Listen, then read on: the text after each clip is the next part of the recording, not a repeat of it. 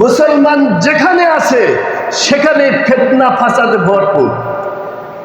একতরফ মুসলমানদের দুনিয়া লালসা, অপর দিক দিয়ে বহির্বিশ্বের নাস্তিক মুরতাদ ইসলাম বিদ্রোহী কাফির মুশরিকদের বিভিন্ন ষড়যন্ত্র।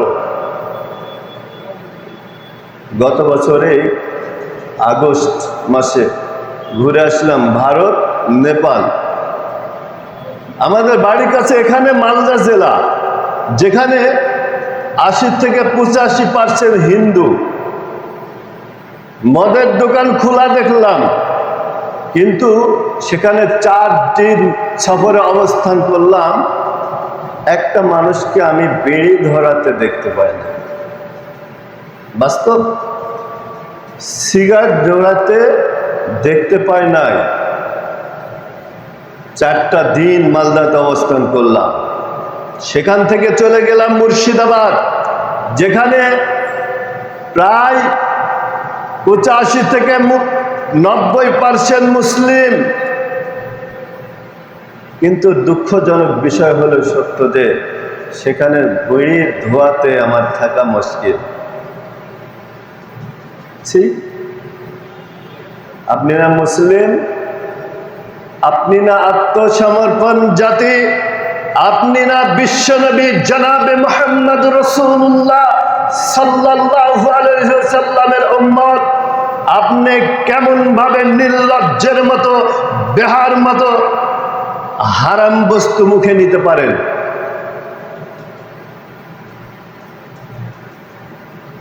সম্মানিত উপস্থিতি, বিড়ি তো খায়, আবার আরো কিছু কথা তো বলার সময় নেই, জায়গা নেই। ও যে আমাদের মোল্লা আলার আছেন, ওরা আবার পানের সাথে যেগুলো খায়, এগুলো কি আওলা, জর্দা, এগুলোর কথা তো বলাই যায় না।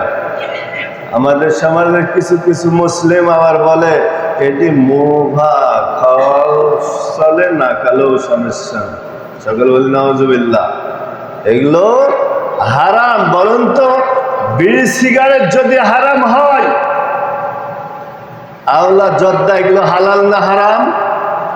সবাই একমত তো? না আমাকে আবার পরে যাওয়ার সময় ধরবেন নি? মুসলমান তো ভয় করে কোথাও কথা বলার অভ্যাস নেই। বলবো কোরআন সুন্নাহ অনুযায়ী কথা। কারণ যে দেশে বাস করি সেই দেশের ৯০ থেকে ৯৫% মুসলিম। যে দেশের প্রধানমন্ত্রী মুসলিম, যে দেশের রাষ্ট্রপতি মুসলিম, যে দেশের স্পিকার মুসলিম, সে দেশের কোরআন সুন্নাহর কথা বলবো, কিসের ভয় করব? কথা ঠিক কিনা? যদি আমার কথার মাধ্যমে কারো বুকে আঘাত লেগে যায়, কারো স্বার্থের আঘাত লেগে যায়, নিঃসন্দেহে বুঝতে হবে সে মুশরিক, নয়তো মুশরিকের ৫টা দলাল, মুনাফিক। কথা ঠিক কিনা? সম্মানিত উপস্থিতি, শরীর যদিও একটু অসুস্থ, ইনশাআল্লাহ যেটা বলবো কোরআন সুন্নাহ অনুযায়ী বলবো, মনোযোগ সহকারে শুনবেন।